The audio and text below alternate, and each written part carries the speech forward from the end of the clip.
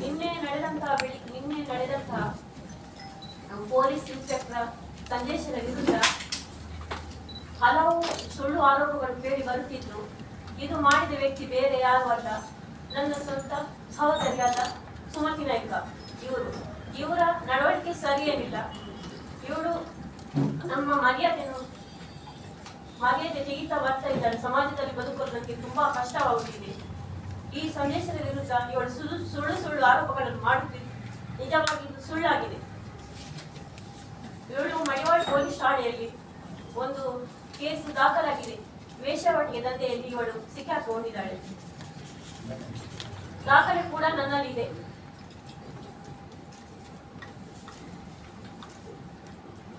ಇವಳು ಒಂದು ಕಾರ್ಕಳದಲ್ಲಿ ಒಂದು ಪ್ರವೀಣ್ ಪಿಂಟು ಅಂತ ಒಂದು ವ್ಯಕ್ತಿಗೆ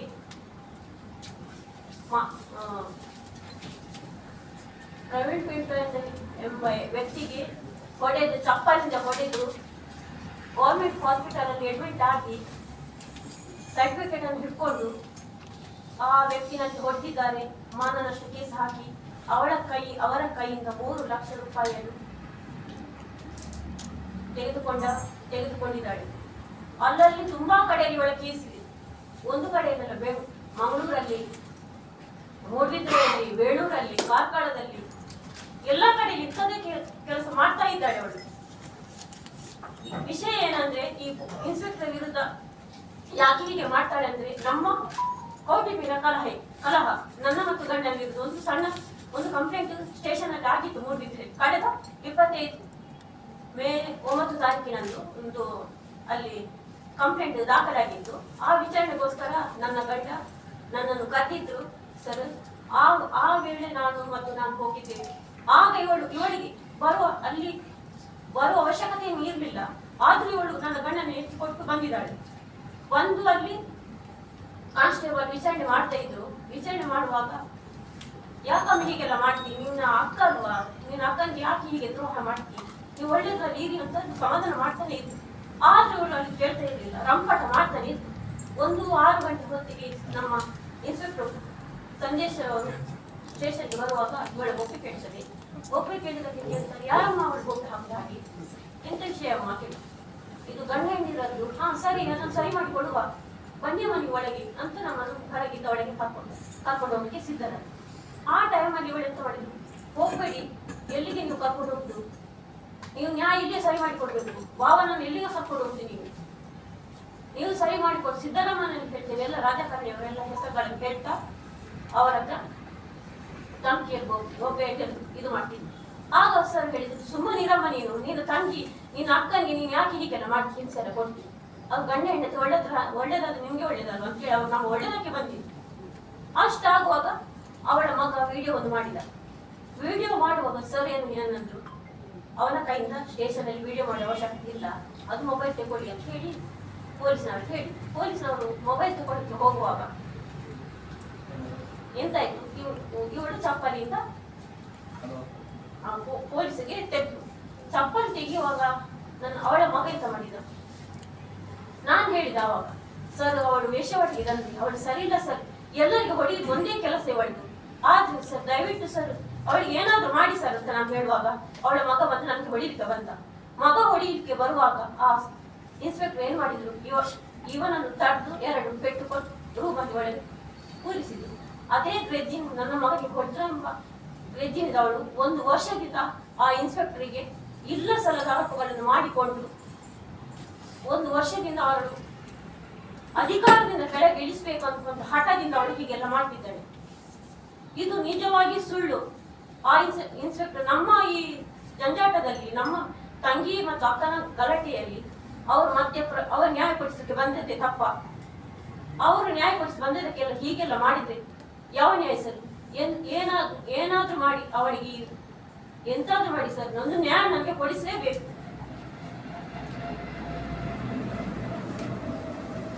ಅಲ್ಲದೆ ನಮ್ಮ ಕೊಪ್ಪಳದಲ್ಲಿ 3-4 ಎಕರೆ ಜಾಗ ಇದೆ, ಅದನ್ನು ಸಹ ಇವಳು ನನ್ನ ಅಮ್ಮನಿಗೆ ಬುದ್ಧಿ ಕೆಡಿಸಿ, ನಾವು 3 ಮಕ್ಕಳು, ನಮಗೆ ಗೊತ್ತಾಗದ ಹಾಗೆ ಆ ಜಾಗವನ್ನು ಕೂಡ ಅವಳ ಹೆಸರಿಗೆ ಮಾಡಿಕೊಟ್ಟಿದ್ದಾಳೆ.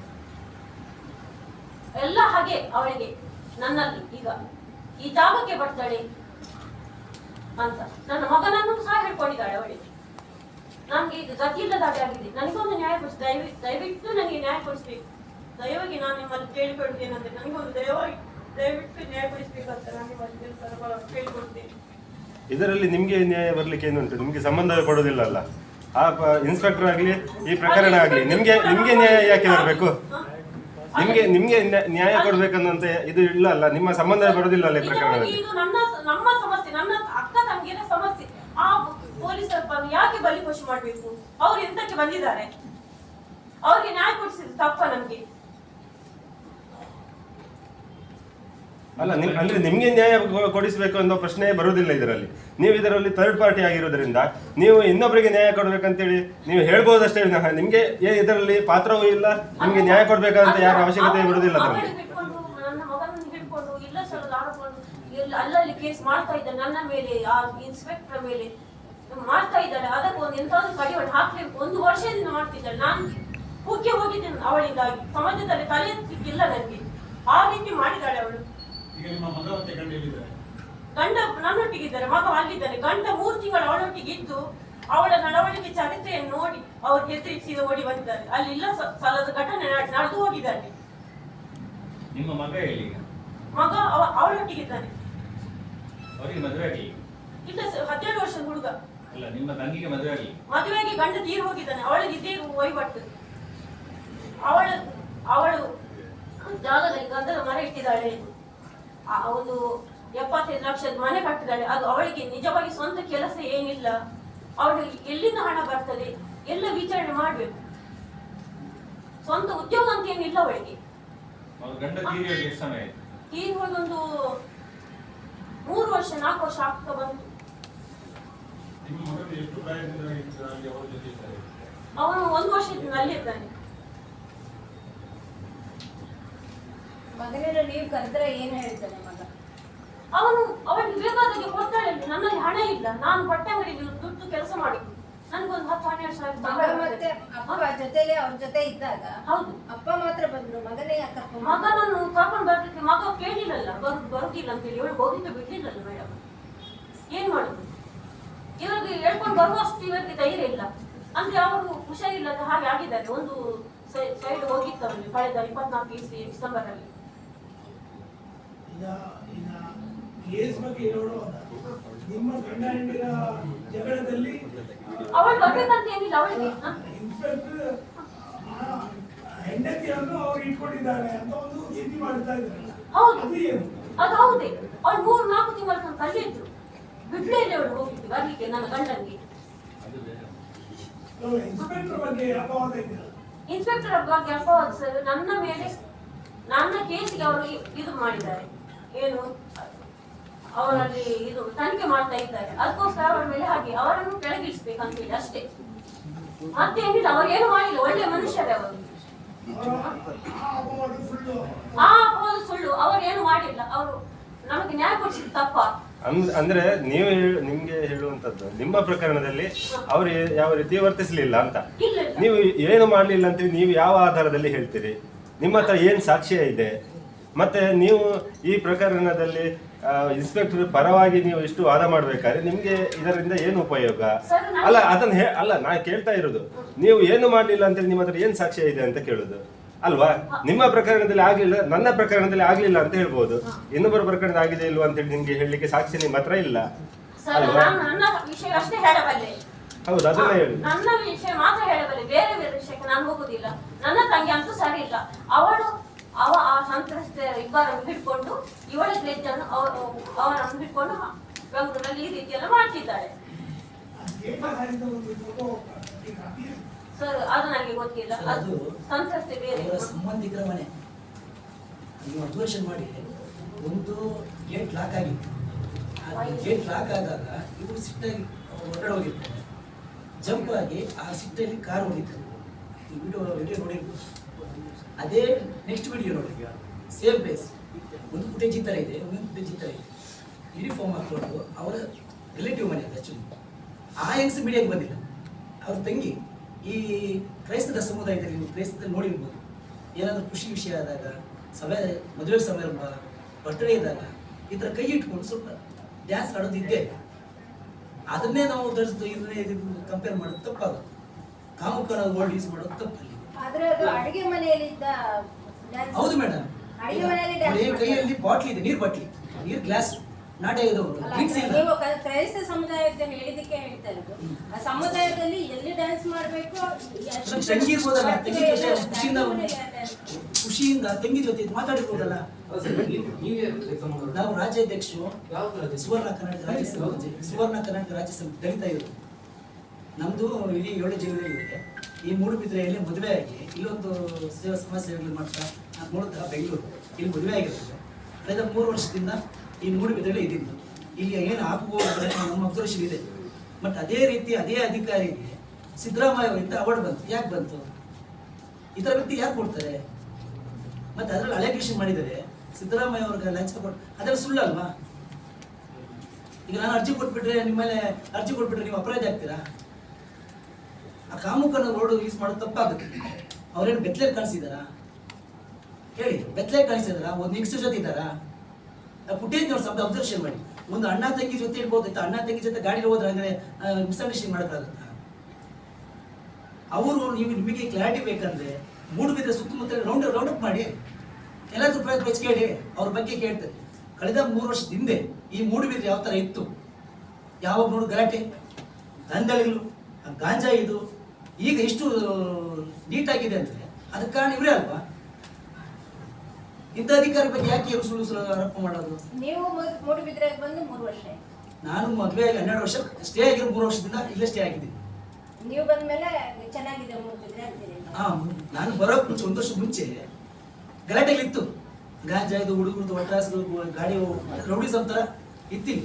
ಇವರು ಬಂದ ನಂತರ ತಕ್ಕ ಮಟ್ಟಿಗೆ ಸ್ವಲ್ಪ ಕಂಟ್ರೋಲ್ ಇದೆ, ಸಿಸ್ಟಮ್ ಅನ್ನೋದಿದೆ. ನಮ್ಮ ಸುಧೀರ್ ಕುಮಾರ್ ಸರ್ ಏ ಥರ ಅವ್ರ ನಿಯಮದಲ್ಲಿ ಇದೆ, ಅದೇ ರೀತಿ ಇದೆ. ಇಲ್ಲಿ ಯಾವುದೇ ರೀತಿ ಕಾನೂನು ಬಗೆಹರ ಚಟುವಟಿಕೆಗೆ ಕಡೆ ತುಂಬಾ ಕಂಟ್ರೋಲ್ ಇದೆ. ಇದಕ್ಕೆ ಮೂಲ ಕಾರಣ PG ಸಂದೇಶ್ ಅವರು. ಸೊ ಇಂಥವ್ರ ಬಗ್ಗೆ ಅಲಿಗೇಷನ್ ಮಾಡೋದು ತುಂಬಾ ತಪ್ಪಾಗುತ್ತೆ. ಯಾವುದೇ ರೀತಿ ಸಾಕ್ಷಿ ಇಲ್ಲ. ಸಾಕ್ಷಿ ಇಲ್ಲದೆ ಅದಕ್ಕೆ ಇವರು ಇದು ಮಾಡ್ತಾರೆ. ಒಂದು ವೇಳೆ ಇದ್ದಿದ್ರೆ ನಮ್ಮದು ಅಧಿಕಾರಿಗಳೇ ಅವ್ರ ಕ್ರಮ ತಗೋಬೋದಿತ್ತಲ್ಲ, ಕಮಿಷನರ್ ಸಭೆ ಕ್ರಮ ತಗೋಬೋದಿತ್ತಲ್ಲ. ನೀವು ಪೊಲೀಸ್ ಕಂಪ್ಲೇಂಟ್ ಕೊಡ್ತೀರಮ್ಮ? ಕೊಟ್ಟಿದ್ದೇನೆ ಸರ್. ಅದು ನನ್ನ ತಂಗಿ ಮೇಲೆ ನಾನು ಕೊಟ್ಟಿಲ್ಲ ಅಷ್ಟೇ. ಕಂಪ್ಲೇಂಟ್ ಅಂದ್ರೆ ಅದು ಮತ್ತೆ ಕೇಸ್ ಇದು FIR ಮತ್ತೆ ದಾಖಲು ಮಾಡಿ. ಫಸ್ಟಿಗೆ ಕೊಟ್ಟಿಲ್ಲ, ಫಸ್ಟಿಗೆ ನಾನು ಕೊಟ್ಟಿಲ್ಲ. ಫಸ್ಟಿಗೆ ನನ್ನ ಗಂಡ ಬರ್ಬೇಕಂತ ಕೌಟುಂಬಿಕ ಕಲಹ ಇರ್ತದಲ್ಲ ಸರ್, ಅದೊಂದು ಸರಿ ಮಾಡ್ಬೇಕಂತ ನಾನು ಸಂದೇಶ್ ಸರ್ ಇದರಲ್ಲಿ ಹೋಗಿದ್ದವರು.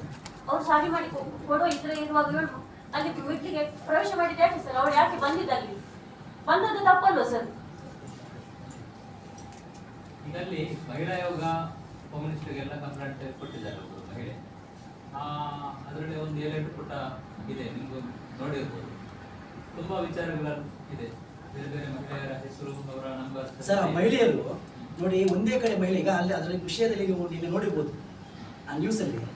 ಮೂಡುಬಿದ್ರೆ ಸುತ್ತಮುತ್ತ ಹೆಣ್ಮಕ್ಳಿಗೆಲ್ಲ ತುಂಬಾ ಹಿಂಸೆ ಆಗ್ತಿದೆ, ತೋರಿಸಿ ಒಂದು. ಅಲ್ಲ, ನ್ಯೂಸ್ ವಿಷಯ ಅಲ್ಲ ನೋಡಿ, ಕಂಪ್ಲೇಂಟ್ ಆ ಹೆಂಗಸು 4 ಜನ ಹೆಂಗಸರು ಒಂದೊಂದು ಕಡೆ ಇದೆ. ಇವ್ರೇನ್ ಮಾಡಿದ್ರೆ ಒಂದೇ ಇದರಲ್ಲಿ ಅವನ್ನೆಲ್ಲ ಸೊಟ್ಟು ಮಾಡಿ ಇವ್ರು ಪ್ರೀ ಪ್ಲಾನ್ ಆಗಿ ಇವ್ರಿಗೆ ಈ ತರ ಕೆಲಸ ಮಾಡ್ತಾರೆ. ಇಲ್ಲಿವರೆಗೂ ಮೂಡುಬಿದ್ರೆ ಹೆಣ್ಮಕ್ಳೆಲ್ಲ ಯಾವುದೇ ರೀತಿ ಕಂಪ್ಲೇಂಟ್ ಇವ್ರು ರೌಂಡ್ ಅಪ್ ಒಂದು ಇದು ಮಾಡಿ ಜನರ ಅಭಿಪ್ರಾಯ ಕೇಳಿ ನಿಮ್ಗೆ ಗೊತ್ತಾಗುತ್ತೆ, ನಿಜಾಂಶ ಗೊತ್ತಾಗುತ್ತೆ. ಯಾರೋ ಹೇಳ್ತಾರೆ ಅಂತ ನಾವು ಒಬ್ಬ ದಕ್ಷ ಅಧಿಕಾರಿ ಬಗ್ಗೆ ನಾವು ಏಕಾಏಕಿ ನಿರ್ಧಾರ ತಗೊಳ್ಳೋದು ತಪ್ಪಾಗುತ್ತೆ. ನಾವು ಅವತ್ತು ಇವರು ನಡೆದ ಘಟನೆ ದಿನ ಅವತ್ತು ಸ್ಪಾಟ್ ನಾನು ಅಲ್ಲೇ ಇದ್ದೆ. ನಾವು ಸಂದೇಶವನ್ನು ಒಂದು ಕಾರ್ಯಕ್ರಮಕ್ಕೆ ಇನ್ವೈಟ್ ಮಾಡೋಕ್ಕೆ ಆ ನೈಟ್ ಮೇ 9ನೇ ತಾರೀಕು ನೈಟ್ 7 ಗಂಟೆ ಅಲ್ಲಿ ಹೋಗಿದ್ದರು. 7-8 ಗಂಟೆ ಆಗಿತ್ತು, ಅಲ್ಲಿದ್ದೆ. ನಾವು ವೇಟ್ ಮಾಡಿ ಇವರು ಪರ್ಸ್ನಲಿ ಹೊರಗಡೆ ಬಂದು ಮಾತಾಡಿದಾಗ ಸಂದೇಶ ಅವ್ರು ಹೇಳಿದ್ರು, ನಿಜ ನೀನು ಗಂಡ ಹೆಂಡತಿ ವಿಷಯದಲ್ಲಿ ಬರಬೇಡಮ್ಮ, ನೀನು ಆ ಕಡೆ ಹೋಗು, ಅವ್ರ ವಿಷಯದಲ್ಲಿ ಯಾಕೆ ನೀವು ಮಗು ತೋರಿಸ್ತೀಯ, ನೀನು ಆಚೆ ಹೋಗು, ಸ್ವಲ್ಪ ಗದರಿದ್ರು. ಸೊ ಆಗ ಅವ್ರೇನು ಮಾಡಿದ್ರು, ಸ್ವಲ್ಪ ತರಪದಿಂದ ಇವ್ರು ಹೇಳಿದಾಗೆ ನನಗೆ ರಾಜಕೀಯ ಇನ್ಫ್ಲುಯೆನ್ಸ್ ಇದೆ, ಅವರಿದೆ ಇವರಿದೆ ಅಂತೇಳಿ ಧಮಕಿ ಹಾಕಿ ಸ್ವಲ್ಪ ಕಾರಲ್ಲಿ ಥರ ರೋಡಿ ಥರ ಬಿಹೇವ್ ಮಾಡೋದು, ಮತ್ತೆ ಸ್ಲಿಪ್ಪರ್ ತಗೊಂಡು ಕೈಲಿ ಆ ಫುಟೇಜ್ ಇದೆ, ನೀವು ಅಬ್ಸರ್ವೇಷನ್ ಮಾಡಿ ಫುಟೇಜ್ ಇದೆ ನಾನು ಸಹಜನೇ. ಮತ್ತೆ ಹುಡುಗ ಬಂದಾಗ ಆ ಹುಡುಗ ನೋಡೋದು ಒಂದು ವಿಡಿಯೋ ಬಂದಿದೆ. ಆ ಹುಡುಗ ಮಗನೇ ಅವ್ರ ನಡೆ ಒಳಗೆ ಕೂತ್ಕೊಳ್ಳಿ, ಮಾತಾಡಬೇಡ, ನಿಮ್ಗೆ ಈ ವಿಷಯ ಸಣ್ಣ ಏಜ್ ಇದೆ, ಈ ಒಳಗೂ ಗೊತ್ತಿಲ್ಲ. ಅವ್ರನ್ನ ದುಡ್ಡು ಕರ್ಕೊಂಡು ಹೋಗಿ ಅವ್ರನ್ನ ದಾಂಧಲೆ ಮಾಡಿದ್ದಲ್ಲ, ಇದು ಮಾಡಿದ್ದಲ್ಲ, ಇದನ್ನೆಲ್ಲ ಮಿಕ್ಸ್ ಮಾಡಿ ಬೇರೆ ಥರ ಸೃಷ್ಟಿ ಮಾಡಿರೋದು. ನಿಜ ಆಗ್ಬೇಕು ಸರ್, ಸುಳ್ಳಾಗಬಾರ್ದು. ದಕ್ಷ ಅಧಿಕಾರಿಗೆ ದಯವಿಟ್ಟು ನ್ಯಾಯ ಕೊಡ್ಬೇಕು. ಮುಂದಿನ ದಿನಗಳಲ್ಲಿ ಇದೇನಾದ್ರೂ ಇದಾದ್ರೆ ನಾವು ಉಗ್ರ ಹೋರಾಟ ಮಾಡೇ ಮಾಡ್ತೀವಿ. ನೋಡಿದ್ರೆ ಎಚ್ಚರಿಕೆ ಕೊಡ್ತೀನಿ ಆಯ್ತು. ನಮ್ಮ ಸಮಿತಿ ವತಿಯಿಂದ ಉಗ್ರ ಹೋರಾಟ ಮಾಡೇ ಮಾಡ್ತೀವಿ. ದಕ್ಷ ಅಧಿಕಾರಿ ಅನ್ಯಾಯ ಆಗ ನಾವು ಬಿಡಲ್ಲ. ಇಸ್ಕಾನ್ ಪ್ರಯತ್ನ ಆಯ್ತು. ನೀವು ಇದನ್ನು ರಿಟರ್ನ್ ಆಗಿ ಕಮಿಷನರ್ಗೆ ಏನಾದ್ರು ಕೊಡುವ ಇದೆ ಇದೆ. ಇದೆ ಇದೆ ಇದೆ ಯಾವುದು ಇವತ್ತು ಕೊಡ್ತಿದ್ದಾರೆ. ಹೌದು. ನೀವು ಇಷ್ಟು ಹೋರಾಟ ಮಾಡ್ತೇವೆ ಅದು ಮಾಡ್ತೇವೆ ಅಂತ ಹೇಳ್ತಾರಲ್ಲ, ಈಗ ಕಮಿಷನರ್ ಅವರು ಹೇಳಿದ್ದಾರೆ ಏನಂತ ಹೇಳಿ, ಅವರದ್ದು ಯಾರು ಇನ್ನು ಸಂತ್ರಸ್ತರಿದ್ದಾರೆ, ಯಾರು ಮಹಿಳೆಯರು ಅವರಿಂದ ದೌರ್ಜನ್ಯಗಳಿಗೆ ಅವರು ಕಂಪ್ಲೇಂಟ್ ಕೊಡಿ ಅಂತ. ಈಗ ಇನ್ನು ಕಂಪ್ಲೇಂಟ್ ಬರ್ಲಿಕ್ಕೆ ಶುರು ಮಾಡಿದ್ರೆ ನೀವು ಹೋರಾಟ ಮಾಡ್ತೀರಾ? ಖಂಡಿತ ಸದಾ ಸಿದ್ಧ. ನಾವು ಸುಮ್ಮನೆ ಹೇಳ್ಬಿಟ್ಟು ಬರ್ಬಾರ್ದು. ನಾವು ಯಾವತ್ತು ಅಲ್ಲ ಅಂದ್ರೆ ನಾನು ಹೇಳಿದ ಅರ್ಥ ಆಯ್ತಾ ನಿಮ್ಗೆ? ಗೊತ್ತಾಯ್ತು. ಈಗ ಹೇಳಿದಾರಷ್ಟೇ. ಇನ್ನು ನಾಳೆ ನಾಡಿದ್ದು ಯಾವಾಗಾದ್ರೂ ಕಂಪ್ಲೇಂಟ್ಸ್ ಬರ್ಲಿಕ್ಕೆ ಶುರು ಆಗ್ಬಹುದು. ಹೆಣ್ಮಕ್ಳಿಂದ ಅವರು ದೌರ್ಜನ್ಯ ಮಾಡಿದ್ದಾರೆ, ಇವರು ಮಾಡಿದ್ದಾರೆ, ಅವರು ಮಾಡಿದ್ದಾರೆ ಅಂತ ಕೆಲವು ಬರ್ಬೋದು. ಸಾಕ್ಷಿ ತೋರಿಸ್ಲಿಲ್ಲ. ಆಗ ಅಲ್ಲ ಬರ್ಬಹುದು ಅಂತೇಳಿ ನಾವು ಇದು ಮಾಡಿದ್ದೆ. ಕಂಪ್ಲೇಂಟ್ ಸಾಕ್ಷಿ ತೋರಿಸ್ಲಿ. ಅಲ್ಲ, ಸಾಕ್ಷಿ ಕಂಪ್ಲೇಂಟ್ ಮಾಡಿದ್ಮೇಲೆ ಅವ್ರು ಪೊಲೀಸ್ ಅವರಿಗೆ ಸಾಕ್ಷಿ ತೋರಿಸ್ತಾರೆ. ಓಕೆ. ಆದ್ರೆ ನಿಮ್ಗೆ ತೋರಿಸೋದ ಅಗತ್ಯ ಇಲ್ಲ. ತೊಂದ್ರೆ ಇಲ್ಲ. ಅವ್ರ ರೀತಿ ಕಾನೂನು ರೀತಿ ಹೋರಾಟ ಮಾಡ್ಲಿ, ನಮ್ಮ ರೀತಿ ನಾವು ಹೋರಾಟ ಮಾಡ್ತೀವಿ. ಅಂದ್ರೆ ನಿಮ್ಗೆ ಇಷ್ಟು ಆಸಕ್ತಿ ಯಾಕೆ ಅಂತ ಈ ವಿಷಯದ ಬಗ್ಗೆ? ಆಸಕ್ತಿ ಒಬ್ಬ ದಕ್ಷ ಅಧಿಕಾರಿ ಮೇಲೆ ಈ ತರ ಇಳಿಸಲದ ಆರೋಪ ಬಂದ್ರೆ ಅದು ಯಾರು ಸಹ ಸಹಿಸ್ಕೊಳ್ಳಕ್ಕಾಗಲ್ಲ ಸರ್. ನಾವು ಕಣ್ಣಲ್ಲಿ ನೋಡಿದೀವಿ. ಅವ್ರ ಪರ ನಾವು ವಹಿಸ್ಕೊಂಡು ಮಾತಾಡ್ತಾ ಇಲ್ಲ. ಯಾವ್ದು ಪರ ವಹಿಸ್ಕೊಂಡು ಮಾತಾಡ್ಬಾರ್ದು. ಅಲ್ಲ, ಮಹಿಳಾ ಆಯೋಗಕ್ಕೆ ಅವರು ಎಷ್ಟು ಜನ ಸಹಾಯ ಇನ್ನೊಬ್ರು ಕೊಟ್ಟಿದ್ದಾರಲ್ವಾ? ಸರ್ ಮಹಿಳಾ ಆಯೋಗಕ್ಕೆ ದೂರು ಹೋಗಿದ್ದೆ ಅಲ್ವಾ? ಆ ದೂರಿನ ಆಧಾರದಲ್ಲಿ ಮಹಿಳಾ ಆಯೋಗ ಕಮಿಷನರಿಗೆ ಹೇಳಿದೆ ಈ ಬಗ್ಗೆ ಕ್ರಮ ಕೈಗೊಳ್ಳಿಕ್ಕೆ. ಆ ದೂರಿನಲ್ಲಿ ಎಷ್ಟು ಸತ್ಯ ಇದೆ ಅದು ನಿಮ್ಗೆ ಗೊತ್ತಿದೆ. ಎಲ್ಲ ದೂರುಗಳು ಹಾಗೆಯೇ. ಈಗ ತೀರ್ಪು ಪ್ರಕಟ ಆಗುವ ಮೊದಲು ನಾವು ಅದನ್ನು ಇದು ಮಾಡ್ಲಿಕ್ಕೆ ಆಗುದಿಲ್ಲ. ಯಾವುದೇ ಘಟನೆ ನಿಮ್ಮ ಮುಂದೆ ನಡೆದಿಲ್ಲಲ್ಲ, ನಿಮಗೆ ಗೊತ್ತಿಲ್ಲಲ್ಲ. ನೀವು ಇಷ್ಟು ಆಸಕ್ತಿ ವಹಿಸಿ ಇದನ್ನು ಡಿಫೆಂಡ್ ಮಾಡ್ಬೇಕಾದ್ರೆ ಏನು ಇದೆ? ನೋಡಿ, ಆ ಮಹಿಳಾ ಘಟಕದ ನಮ್ದು ಮಾಹಿತಿ ಇಲ್ಲ. ನಿನ್ನೆ ನ್ಯೂಸ್ ಅಲ್ಲಿ ನೋಡಿದ್ರೆ ಅಷ್ಟೇ. ನೋಡಿ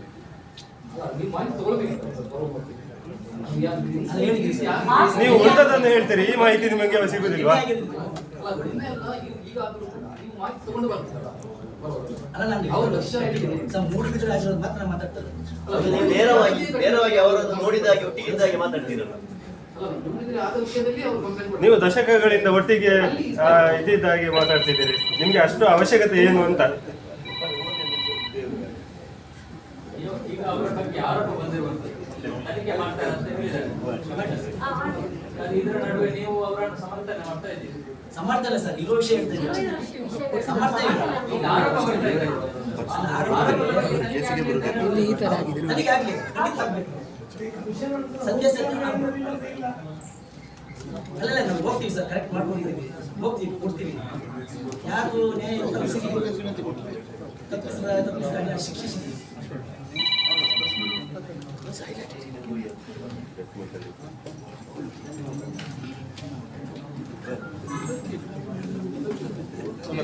ಪರಿಚಯ ಹೇಳ್ತೀನಿ. ಪರಿಚಯ ನಮ್ದು 3 ಜನ ಸರ್. ನಮ್ಮ ವರ್ತೂರು ಮಂಜುನಾಥ್ ಅಂತ, ಸುವರ್ಣ ಕರ್ನಾಟಕ ರಾಜ್ಯ ಸಮಿತಿ ಜೈಪಿ ವ್ಯವಸ್ಥೆಯ ರಾಜ್ಯಾಧ್ಯಕ್ಷರು. ವರ್ತೂರು ಮಂಜುನಾಥ್, ಕರ್ನಾಟಕ ಸುವರ್ಣ ಕರ್ನಾಟಕ ರಾಜ್ಯ ಸಮಿತಿ ಜೈಪಿ ದಲಿತ ಸಂಘಟನೆ. ರಾಜ್ಯ ಸಮಿತಿ ಸುವರ್ಣ ಕರ್ನಾಟಕ ರಾಜ್ಯ ಸಮಿತಿ ಜೈಬಿ ವ್ಯವಸ್ಥೆ. ಜೈ ಭೀಮ್ ರಾಜ್ಯಾಧ್ಯಕ್ಷ ಜೈದೀಪ್ ಜೈ ಭೀಮ್ ಸಂದೀಪ್ ಒಂಜವಾಗ್ಲೇ ಬಂದ್ಪಡ ರಾಜ್ಯಾಧ್ಯಕ್ಷ.